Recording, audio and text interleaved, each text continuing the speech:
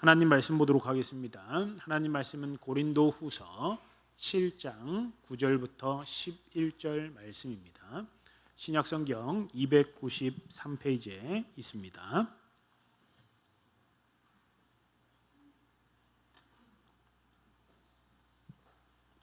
고린도후서 7장 9절부터 11절 우리 한 절씩 교독하고 마지막 절은 같이 보도록 하겠습니다. 고린도후서 7장 9절입니다. 내가 지금 기뻐함은 너희로 근심하게 한 까닭이 아니요 도리어 너희가 근심함으로 회개함에 이른 까닭이라. 너희가 하나님의 뜻대로 근심하게 된 것은 우리에게서 아무 해도 받지 않게 하려 함이라. 하나님의 뜻대로 하는 근심은 후회할 것이 없는 구원에 이르게 하는 회개를 이루는 것이요 세상 근심은 사망을 이루는 것이니라. 보라, 하나님의 뜻대로 하게 된 이 근심이 너희로 얼마나 간절하게 하며 얼마나 변증하게 하며 얼마나 분하게 하며 얼마나 두렵게 하며 얼마나 사모하게 하며 얼마나 열심 있게 하며 얼마나 벌하게 하였는가. 너희가 그 일에 대하여 일체 너희 자신의 깨끗함을 나타내었느니라. 아멘. 오늘 하나님 뜻대로 한 근심이라는 제목으로 하나님 말씀을 나누겠습니다. 여러분들 한 주간 잘 지내셨습니까? 특별히 여러분들 한 주간 어떤 근심 속에 사셨습니까? 우리가 한번 생각해 보면 예수님 믿고 나서 근심이 좀 없어졌습니까? 아니면 근심이 줄었습니까? 아니면 또 근심이 더 많아졌습니까? 성경은요 늘 우리에게 말씀합니다. 뭐라고 말씀합니까? 근심하지 말라, 근심하지 말라라고 우리에게 말합니다. 근심하지 말라. 예수님도 그렇게 말씀하셨죠. 요한복음 14장 1절에 보니까 너희는 마음에 근심하지 말라. 하나님을 믿으니 또 나를 믿으라. 누가복음 12장 29절에도 너희는 무엇을 먹을까 무엇을 마실까 하여 구하지 말며 근심하지도 말라. 요한복음 14장 24절에도 27절에도 평안을 너희에게 끼치노니 곧 나의 평안을 너희에게 주노라. 내가 너희에게 주는 것은 세상이 주는 것과 같지 아니하니라. 너희는 마음에 근심하지도 말고 두려워하지도 말라. 예수님은 늘 우리에게 근심하지 말라라고 말씀하셨어요. 근심하지 말라. 왜 이렇게 말씀하셨느냐? 우리의 세상살이가 우리의 삶의 모든 부분에서 근심할 거리가 참 많이 있기 때문에 그렇습니다. 근심할 수밖에 없는 삶을 미리 아시고 예수님께서는 우리에게 그래도 근심하지 말라라고 그렇게 말씀합니다. 그런데 우리는 늘 근심 속에 살아갑니다. 저만 봐도 그렇습니다. 저도 천하태평 밤에 잠도 잘 자고 이렇게 행복하게 잘 살 것 같이 여겨지지만 저도 근심이 있습니다. 근심을 하면 밤에 잠을 못 이룰 때도 있습니다. 이 문제를 어떻게 해결하지? 이런 근심거리를 어떻게 또 해결해야 할까라고 하며 잠을 못 이룰 때도 많이 있죠. 세상 사람들은 참 많이 근심을 합니다. 자녀 때문에 근심하기도 하고 또 가정 때문에 또 경제적인 문제 때문에 사람과의 그 관계 때문에 근심하기도 합니다. 근심이 없는 사람은 없습니다. 그런데 오늘 읽었던 고린도후서 7장 말씀을 보면 사도 바울은 우리에게 이렇게 이야기합니다. 근심하지 말라가 아니라 어떻게 보면 오히려 근심은 꼭 필요하다라고 그렇게 역설적으로 이야기를 하고 있습니다. 오늘 우리가 읽었던 고린도 후서는 이 고린도 지역의 그 배경을 우리가 알아야 하는데, 우리가 잘 알고 있듯이 이 고린도라고 하는 지역은 로마 제국의 아주 중요한 항구 도시였습니다. 지금으로 따지자면, 우리나라로 따지자면 인천, 부산과 같이 이 항구 도시였다라는 것이죠. 그런데 이 항구 도시에는 수많은 사람들이 오가기 때문에, 많은 사람들이 또 상업이 활발하게 이루어졌기 때문에 부유하기도 했고, 또 많은 문화적인 것들이 참 많이 활발하게 그렇게 화려한 문화가 있었습니다. 상업이 발달했고, 그럼에도 불구하고 반대로 또 이면에 보면 수많은 우상들이 또 이 항구를 통하여서 들어오게 되었습니다. 우상 숭배가 있었고 또 음란함이 있었고 그런 지역이 바로 고린도 지역이었습니다. 이 고린도 지역에 바울이 2차 전도 여행에 이 고린도 땅에 발걸음을 내딛고 1년 6개월의 시간을 보냈습니다. 1년 6개월은요 짧은 시간이 아닙니다. 선교 지역을 여러 곳을 방문해야 하는 이 바울의 입장에서 1년 6개월 동안 그 땅에 머물렀다. 아주 정성껏 그들에게 복음을 전파하였다라는 의미를 담고 있습니다. 오랜 기간 머물면서 그들에게 복음을 전하고 복음으로 그들이 자라나는 그 모습을 바라보면서 아주 이 성도들이 바울이 낳은 자식과 같이 아끼는 그런 사람들이 있었던 교회가 바로 고린도 교회였습니다. 너무 소중하고 귀한 이 고린도 교회 성도들이 있었습니다. 그런데 바울이 늘 그 고린도 땅에만 있을 수 없어서 또 여러 지역으로 이제 떠나가게 되었는데 고린도 교회에 관한 소식이 들려옵니다. 어떤 소식이 들려옵니까? 좋은 소식이 아니라 나쁜 소식이 들려오죠. 이 고린도 교회가 세상적인 또 기준을 가지고 세상의 그것들을 너무 받아들였는지 모르겠지만 그들이 분파를 형성하고 서로 당파를 싸워서 서로 막 다툼이 분쟁이 일어나기 시작을 했습니다. 아볼로파요, 게바파요, 바울파요, 당파를 나누기 시작을 했습니다. 또 음행하는 사건도 발생을 하고 우상 숭배의 그런 재물을 먹는 문제 그런 일들이 일어나고 서로 은사를 자랑하며 내가 더 뛰어나다 그렇게 자랑하며 서로 다툼을 일삼았다라는 것이죠. 심지어 그들에게 복음을 전했던 이 바울이 진짜 사도가 맞는가? 사도직에 대한 의심을 하기 시작을 했다라는 것이죠. 그래서 바울은 가지는 못하지만 그들을 향해 이제 편지를 씁니다. 너희들 내가 고린도 교회에 갈 수 없지만 너희를 사랑하는 그 마음을 담아서 그들에게 편지를 쓰는데 눈물의 편지를 씁니다. 이름하여 눈물의 편지. 그들을 생각할 때 너무 귀하고 소중한 사람이거든요. 그들이 지금 그렇게 교회가 혼란스럽고 어지러운 문제를 해결하기 위하여서 어떻게 보면 조금 단호하게 책망하는 어조로 눈물의 편지를 씁니다. 그게 고린도 전서예요. 그래서 책망의 어조로 야 너희들 처음 복음을 받아들였을 때 그것을 기억해라. 십자가의 도를 기억해라. 너희들 그렇게 살면 안 된다라고 책망의 어조로 그렇게 편지를 써서 자신이 갈 수 없으니까 디도라고 하는 사람을 통하여서 디도편에 편지를 보내게 됩니다.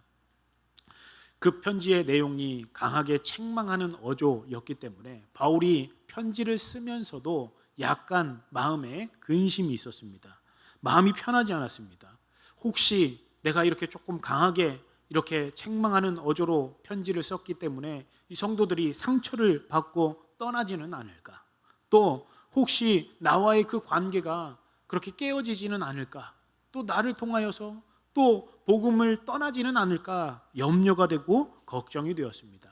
디도의 편을 통하여 편지를 보냈는데 오래도록 기다리는데 근심하며 염려하고 있습니다. 그래서 기다리지 못하여서 이제 바울이 디도를 마게도냐에서 만나게 됩니다. 그런데 디도가 전한 소식은 지금 그들의 문제가 참 심각합니다. 너무너무 힘들었습니다.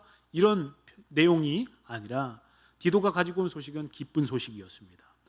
고린도 성도들이 바울을 원망한 것이 아니라 그들이 자신의 죄를 깨닫고 회개하고 삶으로 변화되어서 이제는 그 교회의 문제가 아니라 잘못을 깨닫고 변화된 그런 기쁜 소식을 전하게 되었습니다. 바울의 눈물 어린 편지를 받아들이고 근심하고 회개하고 삶으로 변화되는 그 소식을 접한 그 바울이 지금 오늘 이 고린도 교회 성도들을 향하여서 지금 말씀하는 거예요. 내가 너희를 그 소식을 듣고 바울이 너무 기뻤습니다. 그래서 본문에서는 이렇게 이야기합니다. 한마디로 내가 너희를 근심하게 한 것이 기쁜 것이 아니라 그 근심이 너희를 회개하게 하였기 때문에 그게 참 기쁘다라고 바울의 이 마음을 표현하고 있습니다. 그러면서 이 고린도 교회 성도들이 한 근심, 이 근심이 그냥 세상적으로 먹고 마시고 하는 그 근심이 아니라 하나님에 의해서 하나님의 뜻대로 하는 근심이었다라고 이렇게 표현하고 있습니다. 오늘 본문에서는요, 우리의 이 삶의 자리 가운데 근심이 있는데 두 가지의 근심이 있다라고 말씀하고 있습니다. 우리 10절 말씀을 같이 한번 읽어보도록 하겠습니다. 시작. 하나님의 뜻대로 하는 회개를 이루는 것이요 세상 근심은 사망을 이루는 것이니라. 아멘. 두 가지의 근심이 나타납니다. 세상 근심과 하나님의 뜻대로 하는 근심. 세상의 근심은요, 사망을 만들어내는 근심이다라고 이야기합니다. 이 근심은 마태복음 6장 31절에 나오는 그런 모습이에요. 그러므로 염려하여 이르기를 무엇을 먹을까 무엇을 마실까 무엇을 입을까 하지 말라. 우리가 염려하고 근심하는 것들이 세상 근심이라는 거예요. 우리가 생각하는 근심들, 아까 전에 밤잠을 못 이루고 사람과의 관계, 경제적인 문제, 여러 가지 문제로 우리가 근심하는 그런 것들은 세상적인 근심이다라고 이렇게 말씀하고 있습니다. 먹고 마시기 위해 끊임없이 미래를 불확실하게 살아가는 것을 통하여서 근심하는 것은 세상적인 근심이다. 세상 근심 이렇게 이야기합니다. 그 근심을 아까 예수님이 그렇게 말씀하신 거죠. 근심하지도 말라. 그런 세상 근심 걱정하지 말라. 두려워 말고 나를 믿으라. 예수님이 하나님이 그렇게 말씀을 하셨습니다. 그런 세상 근심은요, 그 끝은 사망입니다. 그런데 오늘 또 하나의 근심을 이야기하는데 그것이 무엇이냐? 바로 하나님 뜻대로 하는 근심입니다. 하나님 뜻대로 하는 근심. 이게 뭐냐? 하나님 뜻대로 하는 근심은 하나님에 의하여서 이루어지는 근심을 이야기하는 거예요. 쉽게 말해서 하나님이 허락하신 근심. 성경을 통하여서 하나님이 때로는 우리에게 고통을 줄 수도 있고 또 때로는 말씀을 통해서 우리의 마음을 찌르기도 하시고 또 때로는 상황과 환경을 여셔서 이게 하나님의 뜻이다라는 것을 보여주고 있는데 그것을 한번 또 생각해 보며 하나님의 뜻을 한번 생각해 보는 그런 근심을 말하는 것입니다. 단순히 우리가 낙심하고 또 우울하고 그런 근심이 아니라 어떤 사실을 깨달았을 때 마음이 아프고 괴로운 상태, 그것을 이야기하는 거예요.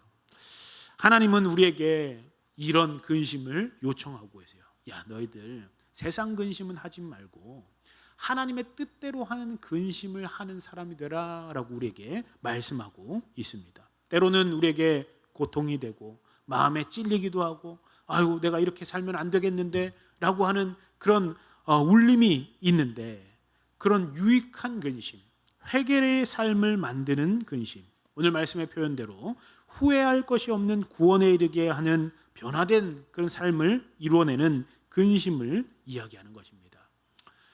신앙생활을 잘하는 사람도 근심이 있을까요? 없을까요? 신앙생활을 잘하는 사람도 근심이 있습니다. 오늘 말씀처럼 세상적인 근심도 있고 또한 하나님의 뜻대로 하는 근심이 있습니다. 특별히 신앙생활 잘하시는 분들은 하나님의 뜻대로 하는 근심을 가지고 살아가는 사람이에요. 근심을 하지만 그래도 또 그 안에서 하나님의 주시는 능력으로 힘입게 또 하나님이 공급해 주시는 그 힘으로 그 근심을 통하여 다시금 죄를 발견하고 회개하고 변화되는 모습까지 계속해서 나타나는 그런 근심을 하고 있다라는 것이죠. 세상의 근심과 하나님의 근심 둘 다 반복되어지며 우리는 살아갑니다. 그런데 믿음의 사람, 신앙의 사람은요, 세상의 근심보다는 하나님의 뜻대로 하는 근심에 더 마음을 쓰고 더 그것에 치우쳐 살아가는 거예요. 그것에 집중하고 하나님의 뜻대로 하는 근심을 무시하지 않고 그것을 좀 받아들이며 한 번 더 생각하고 한 번 더 고민하고 그렇게 하려고 애를 쓴다라는 것이죠.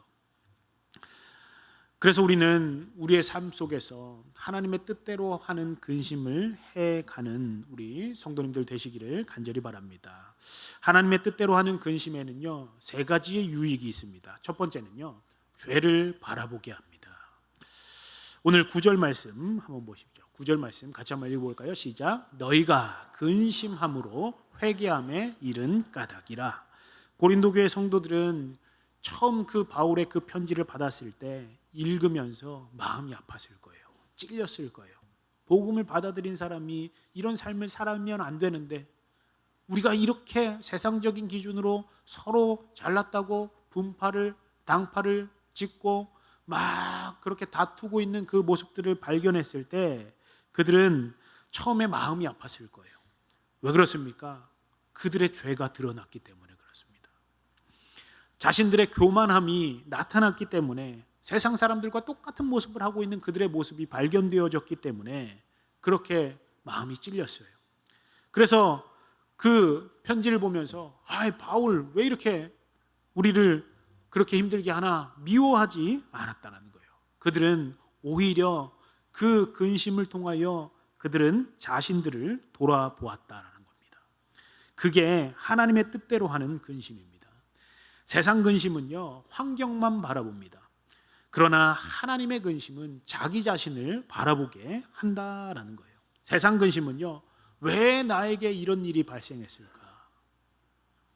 그 결과에 슬퍼하고 체면 때문에 괴로워하고 나에게 발생한 그 손해 때문에 마음 아파합니다. 그러나 하나님의 근심은요, 그 근심 속에서 하나님이 내게 말씀하시는 바가 무엇인가를 깨닫는 자리라는 거예요. 다윗도 그랬습니다. 다윗이 밧세바를 범하는 사건을 그렇게 이뤘죠. 죄를 범했습니다. 그 죄를 범하고 그는 그 사건 이후에 왕권을 잃을까 두려워한 것이 아니라, 많은 사람들 앞에 체면이 중요한 것이 아니라, 그가 바라본 것이 무엇입니까?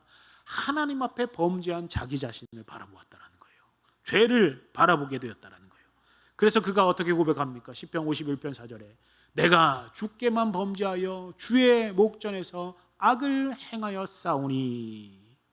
다윗은 죄를 죄로 보는 그 순간, 그 앞에 하나님께서 주시는 그 근심을 통하여서 죄를 바라볼 수 있었다라는 것이죠. 여러분, 병원에 가면 어떤 의사가 환자를 보고 진단을 합니다. 당신은 이러이러한 병에 걸렸습니다. 그때 환자의 반응은 두 가지로 나타납니다. 아니, 그럴 수 없습니다. 내가 어떻게 살아왔는데 나는 그 결과를 받아들일 수 없습니다. 오진입니다. 난 다른 데 가서 또 검사해 보겠습니다. 그렇게 하는 사람이 있는가 하면, 제가 그 진단을 아프지만 받아들이겠습니다 라고 하는 환자가 있다라는 것이죠. 왜 그렇습니까? 받아들여야 치료가 시작되어지거든요. 하나님의 말씀도 마찬가지입니다. 말씀이 우리의 죄를 드러나게 할 때가 있습니다. 목사님 맨날 우리 치는 설교하시네, 이게 아니라 하나님의 말씀이 우리를 찔리게 하는 그런 말씀이 우리에게 들려질 때가 있다라는 것이죠. 기분이 좋지 않을 수도 있습니다. 왜요? 나의 더럽고 추악한 부분들이 드러나기 때문에, 참 감추고 싶었는데 그런 부분들이 드러나기 때문에 막 그렇게 마음이 좋지 않습니다. 그런데 그 아픔은 우리를 살리기 위한 아픔이다라는 사실을 기억하시길 바랍니다. 하나님의 뜻대로 하는 근심은 우리의 죄를 바라보게 하는 유익이 있습니다. 두 번째로, 하나님의 뜻대로 하는 근심은 우리 그것을 통해서 회개를 낳게 합니다. 회개하게 합니다. 10절 말씀을 같이 한번 보겠습니다. 시작. 하나님의 뜻대로 하는 근심은 후회할 것이 없는 구원에 이르는 하는 회개를 이루는 것이요. 바울의 그 근심은, 그 목적이, 고린도 교회 성도들이 하나님 뜻대로 하는 근심을 했는데 그 근심의 목적은 회개함이다라고 분명하게 밝히고 있습니다. 여기서 회개라는 것은 그냥 눈물 흘리는 것, 그냥 입술로 고백하는 것, 그게 끝이 아닙니다. 진정한 회개는요, 생각이 바뀌고 또 마음이 바뀌고 우리의 삶이 바뀌어지는 놀라운 역사가 일어나야 하는 것입니다. 방향이 바뀌어야 되는 거예요. 행하는 자리까지 나와야 한다라는 것이죠. 어떤 의미에서 보면 많은 사람들이요, 후회는 합니다. 후회. 내가 이렇게 잘못했구나. 후회하는 삶은 살아갑니다. 그런데 진정한 회개의 자리까지 나아가지 않는다라는 것이죠. 여러분, 후회와 회개는 다릅니다. 후회는요, 결과 때문에 괴로워하는 거고요. 회개는 죄 자체 때문에 괴로워하는 것입니다. 후회는 자기 중심적으로 하는 것이고, 회개는 하나님 중심적으로 하는 것입니다. 공통점은 둘 다 눈물을 흘릴 수 있어요. 너무 아쉬워. 눈물을 흘릴 수 있습니다. 회개도 눈물을 흘리고 후회도 눈물을 흘릴 수 있습니다. 그런데 결과는 완전히 다릅니다. 성경에 대표적인 두 사람이 있죠. 가룟 유다와 베드로. 둘 다 예수님을 배반했죠. 그런데 가룟 유다는 어떻게 했습니까? 후회했습니다. 자신의 한 행동을 후회하고 은 30을 다시 가서 돌려주었습니다. 그런데 예수님 앞으로 다시 나오지 못했다라는 거예요. 주님께 돌아가지 못하고 절망적인 그런 죽음을 맞이하게 되었죠. 반면 베드로도 똑같이 예수님을 배신하였습니다. 그런데 통곡하며 그는 하나님 앞에, 주님 앞으로 다시 돌아왔다라는 것이죠.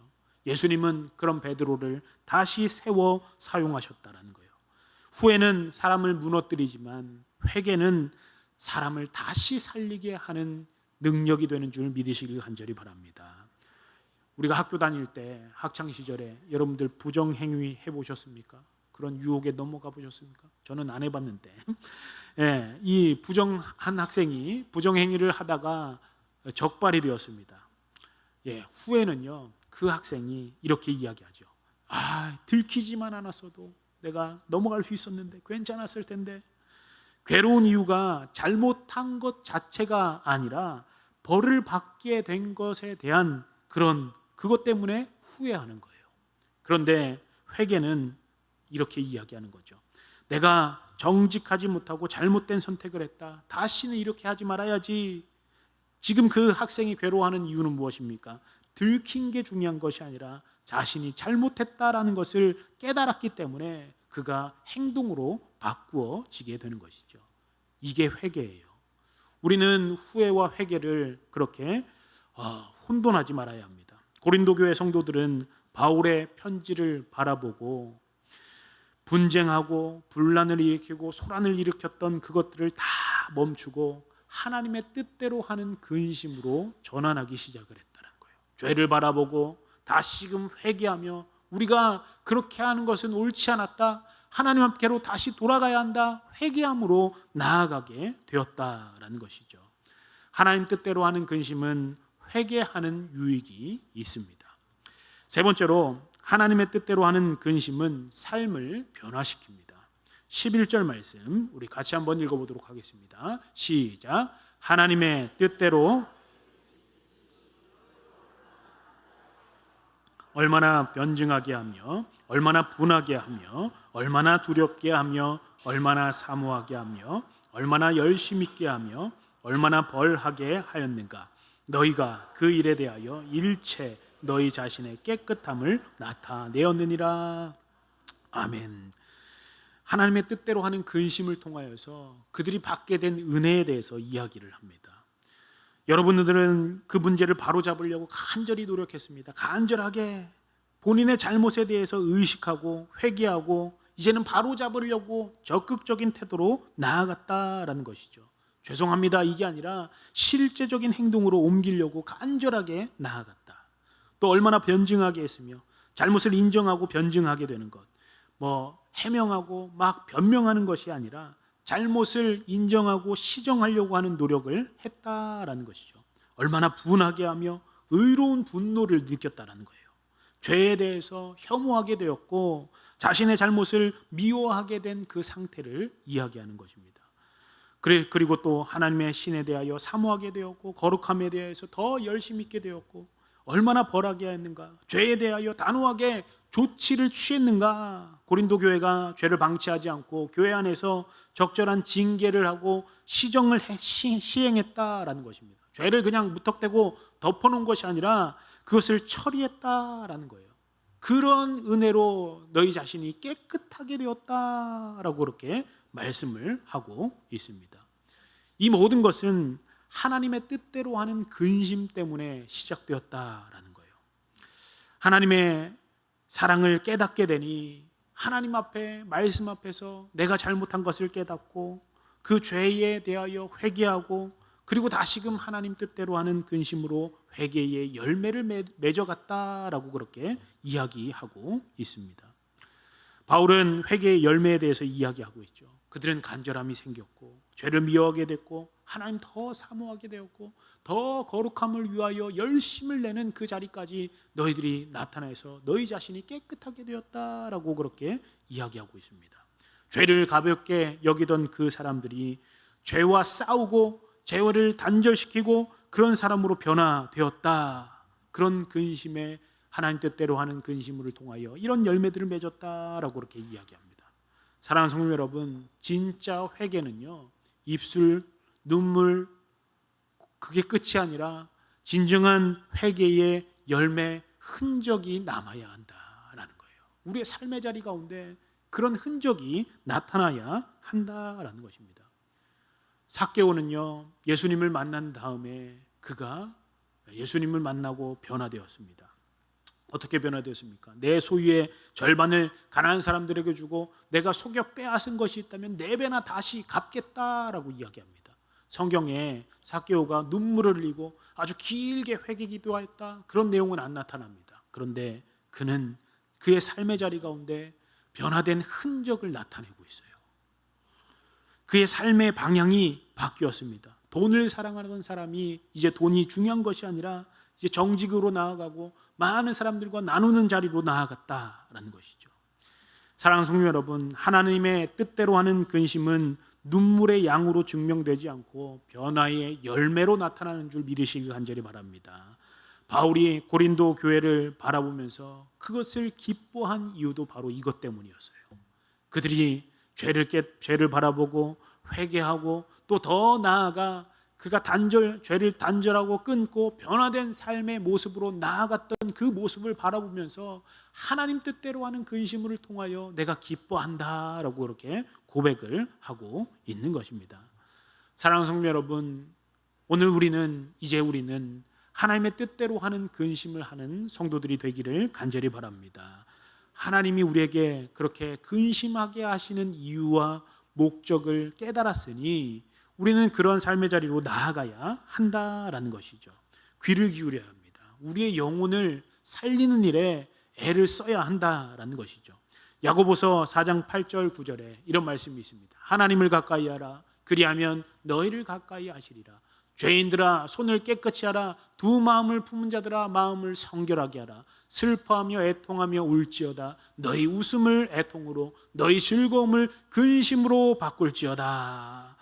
하나님을 가까이 하면 하나님이 너희를 가까이 하실 것이다. 애통하며 근심함으로 우리의 영혼이 계속 깨어 있어야 할 것을 우리에게 말씀하고 있습니다. 우리는 세상의 일에 대하여서는 조금 밀어놓고 하나님의 일에 대하여, 영혼에 관한 일에 대하여 근심하는 자리로 나아가는 저와 여러분들 되시기를 간절히 바랍니다. 물질의 가난을, 우리가 먹고 사는 그 문제, 그거에 너무 목매지 마시고 하나님이 내게 말씀하시는 하나님의 뜻대로 하는 근심에 귀를 기울일 수 있는 저와 여러분들 되시기를 간절히 바랍니다. 세상에서 많은 것을 잃어서 너무 힘들어하기보다 하나님 앞에서 그렇게 근심 걱정하지 않는 우리들의 모습을 그렇게 한번 발견해 보시길 바랍니다. 너무 천하태평하게 살지 말기를 바랍니다. 로마서 8장 6절에 육신의 생각은 사망이요 영의 생각은 생명과 평안이니라. 육신을 위한 세상 근심에 너무 그렇게 함몰되어 살아가지 마시기 바랍니다. 영혼을 살리는, 생명의 살리는 하나님의 뜻대로 하는 근심을 해가는 저와 여러분들 되시기를 간절히 바랍니다. 우리는 근심이 없어야 합니다. 이게 아니라 하나님의 뜻대로 하는 근심하는 사람들이 되어야 합니다. 왜냐하면 근심은 누구에게나 다 있지만 문제는 무엇을 근심하느냐가 참 중요한 것 같습니다. 하나님의 뜻대로 하는 근심을 통하여 다른 것들은 하나님이 다 해결해 주실 거예요. 우리의 영혼에 좀 초점을 맞추시기를 바랍니다. 어떤 지혜자가 이렇게 이야기합니다. 인간의 모든 불행은 근심 때문이 아니라 근심에 따라 철저히 고민하지 않기 때문이다. 우리가 불행한 원인은 근심 걱정이 아니라 오히려 근심 걱정하지 않았기 때문이다라고 역설적으로 이야기를 하고 있습니다. 이 말은 우리는 너무 편안한 시대에, 너무 행복한 시대에, 너무 좋은 시대에 우리가 살아갑니다. 안락하면 안락할수록 하나님의 뜻대로 하는 근심을 그렇게 해야 한다라는 것이죠. 우리가 찬양을 하고 말씀을 듣고 여러 가지를 느끼고 있지만, 마음의 동요는 있지만 우리의 삶의 변화까지 나아가지 않는 그런 모습들을 우리가 한번 고민해 보아야 한다는 거예요. 하나님이 받으실 만한 근심을 하지 않는 것이 문제라는 거예요. 합당한 회개도 해야 되고 또 하나님 앞에 변화된 모습으로 나아가야 하는데, 마음에 찔림이 있어도 그 찔림을 그냥 냉담하게 받아들이는 우리의 현실을 안타까워 해야 한다라는 것입니다. 주일 성수 해야 하는데 철저히 근심하지 않기 때문에 마음에 찔림이 있어도 그냥 쉽게 주일을 범하기도 합니다.